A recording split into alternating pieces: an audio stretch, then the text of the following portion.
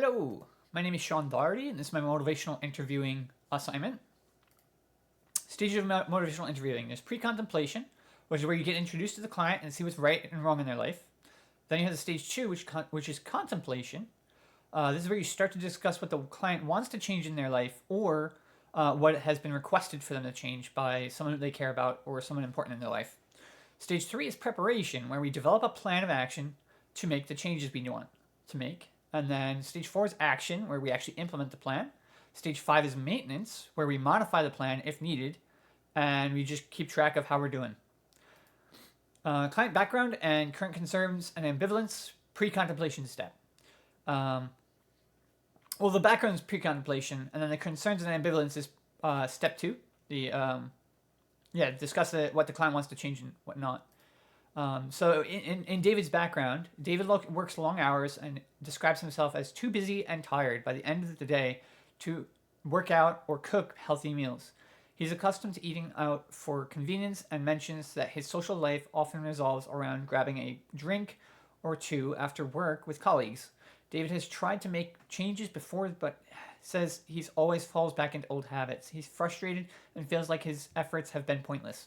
David wants to be healthy for his wife and two young children, but he's also hesitant to give up his routines. He feels guilty about not sticking with his goals, but also says that the lifestyles changes he feel overwhelming and just not him. He's unsure how he could make these changes fit his lifestyle in a way that feels sustainable. So the dialogue with the client I would have. So the client first comment they have is, I know I should be taking better care of myself, but I just don't feel like I have the time or energy for all of these changes. So what I responded with is, so you feel like you are failing to prioritize a healthy lifestyle change. This is a reflective response, and it opens it up for him to respond. Client also says, I'd like to be around for my kids as they grow up, but changing my whole routine feels really tough. So I said, perhaps making incremental changes would help you adjust more effectively, rather than trying to change all your habits at once. Why not try fixing one facet of the problem at a time? Maybe starting with your eating habits. Change talk. This is an example of change talk.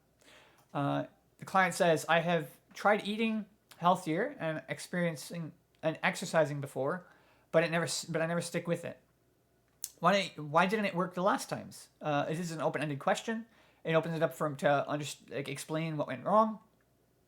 And then lastly, the client says, honestly, I feel like I'll never be the type of guy who loves salads and the gym.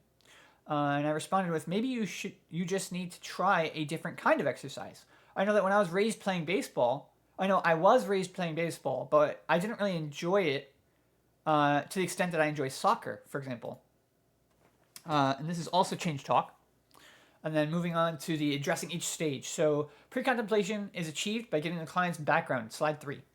Contemplation is achieved by the client's current concerns and ambivalence to the change, also on slide 3. Preparation could be establishing which facets of his diet and exercise he addresses first, and so on, and within what time frame. The action stage would simply be attempting to make an attempt at making it a reality, this plan. Implementing the agreed upon goals. Lastly, we check back in with each other after the time frame has passed to see how the change took hold. All right, that's my project. Thanks.